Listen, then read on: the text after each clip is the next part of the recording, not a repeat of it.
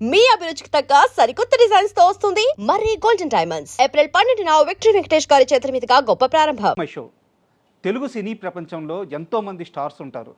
అయితే వారిలో real star Srihari గారి స్థానం మాత్రం ఎప్పటికీ ప్రత్యేకమే. అయితే ఈరోజు మన ఇంటర్వ్యూ ఆయన సతీమణి, ఆయన అర్ధాంగి మన శాంతి గారితో.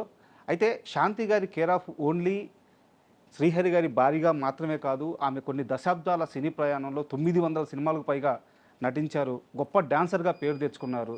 ఈరోజు ఇంకా ప్రత్యేకంగా శాంతి గారి పుట్టినరోజు. ఈ సందర్భంగా శాంతి గారితో ఒక ప్రత్యేక ఇంటర్వ్యూ చేద్దాం. హాయ్ మేడం, నమస్తే. నమస్తే మేడం, మిమ్మల్ని పరిచయం చేసే ముందు మీరు 900 సినిమాల్లో నటించారు, గొప్ప డాన్సరు, గొప్ప పేరు తెచ్చుకున్నారు. అయినా కానీ నేను శ్రీహరి గారి భారీగానే పరిచయం చేశాను. మీ గుర్తింపు అంటే ఏంటి? నేను చేసిన పరిచయం కరెక్టా, లేదా మీకు నటిగా ఆ 900 సినిమాలు మీ గుర్తింప? శ్రీహరి భార్య అని. ఎప్పటికీ శ్రీహరి భార్య, అదే మీ గుర్తింపు. ఎప్పుడు నాకు 30 years అయింది పెళ్ళి అయ్యి. మేడం, అప్పటి నుంచి నేను మిసెస్ శ్రీహరి అని. నేను ఇంకా పాత దీనికి వెళ్ళడానికి లేదు. బట్ ఇప్పుడు సినిమాలు ఐ స్టార్టెడ్ డూయింగ్ అగైన్. ఒక సినిమా చేశాను, మళ్ళీ వారికి చెప్పాను నేను మిసెస్ శ్రీహరినే పెట్టమని చెప్పాను.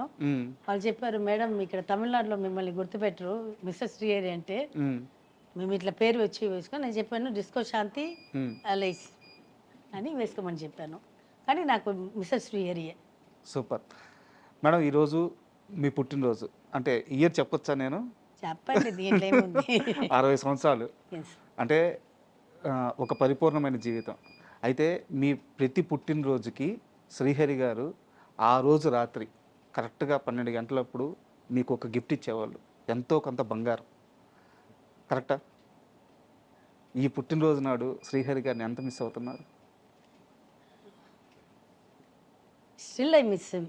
ఎప్పుడు నేను మళ్ళీ ఆయన దగ్గర చేరేదాకా నేను మిస్ అవుతూనే ఉంటాను.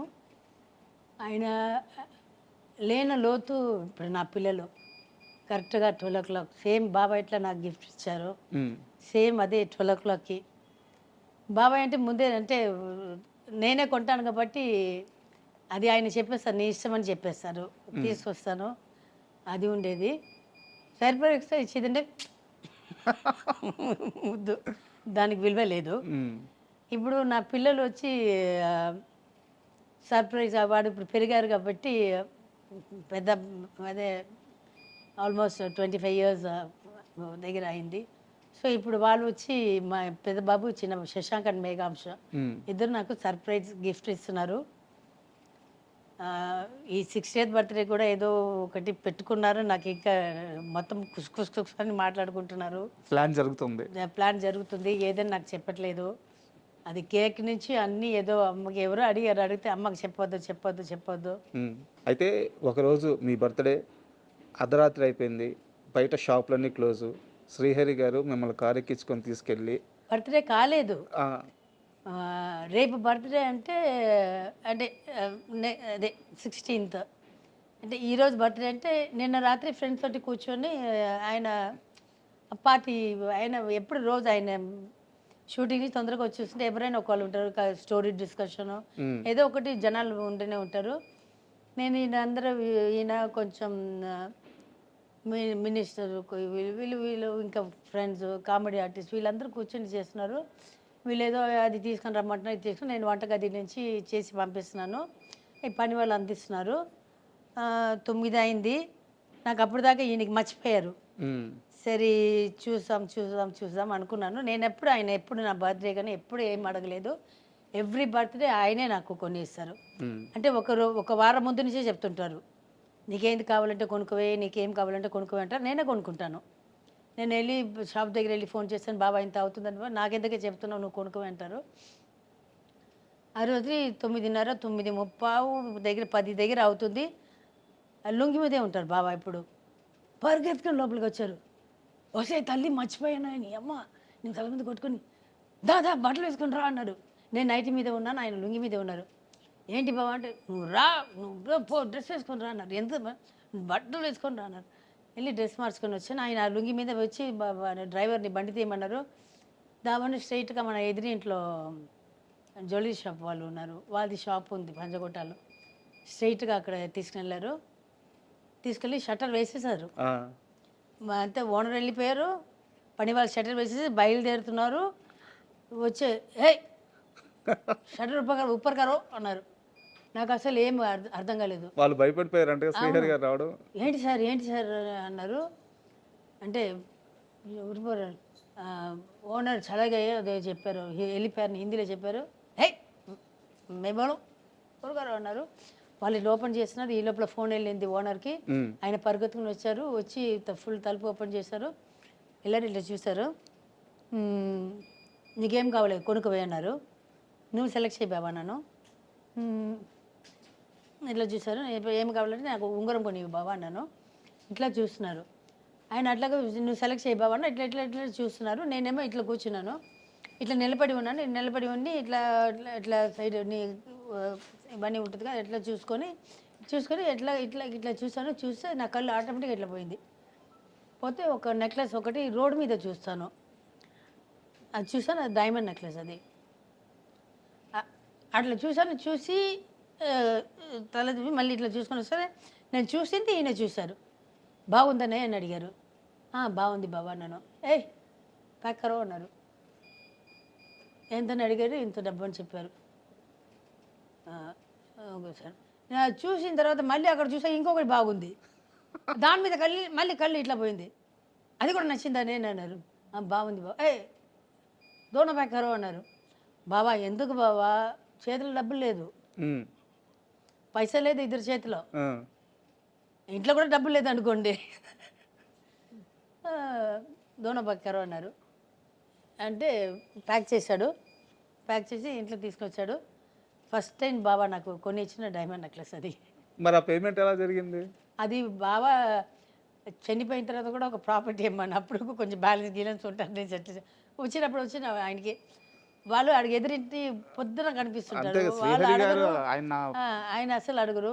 ఈయనకి నేను ఎప్పుడైనా గుర్తు చేసా పంపేవే అంటారు, పంపిస్తాము అంతే. అంటే ఆయన ప్రేమది మిమ్మల్ని ఎట్టి పరిస్థితుల్లో మర్చిపోవు. అసలు ఎంత నాకు అట్లాంటి హస్బెండ్ ఎవరికైనా దొరుకుతారని నాకు తెలియదు. అంత ఇదిగా చూసుకుంటాను. అండ్ మేడం, నేను ఈ మధ్యకాలంలో ఒక 5-6 ఇంటర్వ్యూలు చేసే క్రమంలో శ్రీహరి గారితో పనిచేసిన చాలామంది దర్శకులను ఇంటర్వ్యూ చేశాను.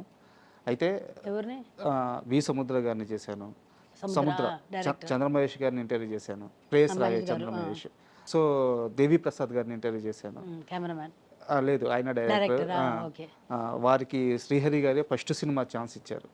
అయితే ఆ సినిమా ప్రొడ్యూసర్ కారణంగా ఆగిపోయింది. ఆయన వేరే సినిమా చేశారు శ్రీకాంత్ గారితో. ఇలా చాలామంది శ్రీహరి గారితో పనిచేసిన ప్రతి ఒక్కరు ఆయన ప్రస్తావన వస్తే ఎంత ఎమోషనల్గా మాట్లాడుతున్నారంటే, ఒక చిన్న ఎగ్జాంపుల్ చెప్తాను. చంద్రమహేష్ డైరెక్టర్ మాట్లాడుతూ, ఒకరోజు శ్రీహరి నేను అసిస్టెంట్ డైరెక్టర్ని, శ్రీహరి గారు అప్పుడప్పుడే యాక్టర్గా పైకి వస్తున్నారు. ఇదే ఇంట్లో ఆ కింద స్టెప్స్ దగ్గర వాళ్ళిద్దరు నిలబడున్నారు, లోపల షూటింగ్ నడుస్తుంది. మహేష్ ఎప్పటికైనా ఇలాంటి ఒక ఇల్లు నేను కొనాలి అని చెప్పి శ్రీహరి గారు అన్నారంట. కట్ చేస్తే కొన్ని సంవత్సరాలకి ఇదే ఇంటిని మళ్ళీ శ్రీహరి గారు స్టార్ అయిన తర్వాత ఇదే ఇంటిని కొన్నారు. అది కాదండి, ఇది వచ్చి చంద్రమహేష్ అసిస్టెంట్గా ఏదో ఉన్నారు. బావ వచ్చి హీరో పేరు మర్చిపోయాను. పోలీస్ సినిమా అయిపోయింది, దేవా చేస్తున్నారు. ఓకే, దేవా చేస్తున్నారు. చేసినప్పటికీ ఇక్కడ పాత విలన్ సినిమా కూడా కొంచెం అప్పుడు రిలీజ్ అయింది, మీకు గుర్తుండొచ్చు. అదేదో జరుగుతుంది. ఈ పైన బాల్కనీలో నిలబడి చూసారంట. చూసి ఇట్లా ఉంటే పైన బాల్కనీలో అంటే బాబా మా చంద్రమహేష్ ఇద్దరు ఉంటే, ఈ ఇల్లు ఎప్పుడైనా కొంటానయ్యా అని చెప్పారు. ఈ ఇల్లు ఎప్పుడైనా కొంటానయ్యా అంటారంట. కరెక్ట్ పోలీస్ దేవా సాంబయ్య సినిమాకి ఇదే ఇల్లు కొన్నారు. బాగా ఎంతో ఇష్టపడి కొనుక్కున్నారంట. కొనుక్కున్నారు కానీ తిప్పులు నేనే పడ్డాను చాలా. తర్వాత వాస్తు అని, తర్వాత పెయింటింగ్స్, వాస్తు 3 సారి మార్చాను.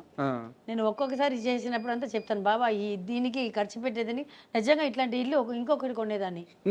ఎవడైనా వస్తాడు, వాస్తు బాగాలేదంటాడు, ఆఫీస్ రూమ్ ఇక్కడ మార్చాను, కిచెన్ ఇక్కడ మార్చు అంటాడు, ఇది ఎత్తుగా ఉంటుంది అంటాడు, ఏదో ఒకటి మార్చునే ఉంటాము.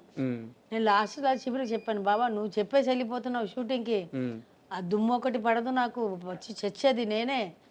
నా వల్ల కాదు బాబా, కావాలంటే మన పాత ఫ్లాట్కే వెళ్ళిపోతాం బాబా అని చెప్పాను. అప్పుడు సైలెంట్గా అయ్యారు. అండ్ ఒక్కసారి మీ లైఫ్ విషయానికి వస్తే మీరు చాలా ఇంటర్వ్యూలో చెప్పారు. సో నేను ఆ విషయం లోతుల్లోకి వెళ్ళట్లేదు కానీ మీ జర్నీ మొత్తం చూస్తే ఒక అంతులేని కథ సినిమాలో మన జయప్రద గారి క్యారెక్టర్ లాగా అనిపిస్తుంది. కుటుంబ బాధ్యతలు చాలా చిన్న వయసులో పైన వేసుకొని అందరినీ సెటిల్ చేసి. అదే నేను మా నాన్న అబ్బాయిన కన్నే బదులు అమ్మాయిన కన్నేశారు. సో వాళ్ళదాన్ని తీర్చాను. తీర్చిన తర్వాత had a very good life. Baba నన్ను గోల్డ్ ప్లేట్లో పెట్టుకొని, గోల్డ్ కూడా చెప్పాను, వైట్ గోల్డ్లో అంటే డైమండ్ గీమండ్ వైట్ గోల్డ్లో వజ్రాలు పెట్టిన ప్లేట్లో పెట్టుకొని నన్ను ఇట్లా చూసుకున్నారు నన్ను. అక్కడ బాగుండేదాకా నాకు అసలు ఏం లోతు లేదు. బాబా నాకు ఇది కావాలంటే బాబా నేను ₹1 అడిగితే ₹1,00,000 ఇచ్చేవాళ్ళు, అట్లాగే చూసుకున్నారు నన్ను. బాబా పోయిన తర్వాత అప్పుడు తెలిసింది. ఒక 7 years నేను దీనికి వెళ్ళిపోయి మళ్ళీ బయటకు వచ్చిన తర్వాత అప్పుడు తెలిసింది, జనాలంటే ఇట్లా ఉంటారు, చుట్టాలంటే ఇట్లా ఉంటారు, ఫ్రెండ్స్ అంటే ఇట్లా ఉంటారు. అప్పుడు తెలుసుకున్నాను. అది తెలుసుకున్న తర్వాత టుక్ సమ్ టైమ్. దాంట్లో నుంచి కూడా మా బావతోటి ఇట్లా ఉన్న వాళ్ళు ఇట్లా మారిపోయారే, అది ఆ బాధ నుంచి బయటికి రావడానికి కొంచెం టైం పట్టింది. ఇప్పుడు మనుషులంటే ఇట్లాగే ఉంటారు, మనంగా ఉంటాము. ఇప్పుడు నా వల్ల ఏదైనా కుదిరింది అనుకోండి, నా వల్ల చేయగలిగింది, నా దగ్గర ఇప్పుడు నాకు మించిన డబ్బు ఏదైనా ఉంటే నేను చేస్తున్నాను. గ్యారంటీ ఇప్పుడు కూడా ఇప్పుడు నా కొడుకు, చిన్న కొడుకు ఇప్పుడు హీరోగా అయ్యాడు. మేఘాం హీరోగా అయ్యాడు. శశాంక్ కూడా ఇంకా కొన్ని రోజులు డైరెక్టర్ అవుతాడు, పెద్దబాబు. అయితే వాళ్ళు కూడా చెప్పాను, అదే చెప్పాను, కానీ నాన్నలాగా ఉండొద్దు. నాన్న ఇచ్చే ₹100 ₹70 ఖర్చు పెట్టేసి 30%, 33% ఇన్కమ్ ట్యాక్స్ పోతుంది. మిగతాలో అది ఉంది కదా, దాంట్లో సగం మనం దాచిపెట్టుకొని సగం మనం హెల్ప్ చేస్తే పర్లేదు. ఈయన ఇంటి ఖర్చుకి మాత్రం ఇచ్చేసి మొత్తం అన్ని దానం చేసేవాడు. అట్లా ఉండొద్దని చెప్పాను. మీ ఫ్యూచర్కి కొంచెం దాచిపెట్టుకొని మిగతా చేయండి.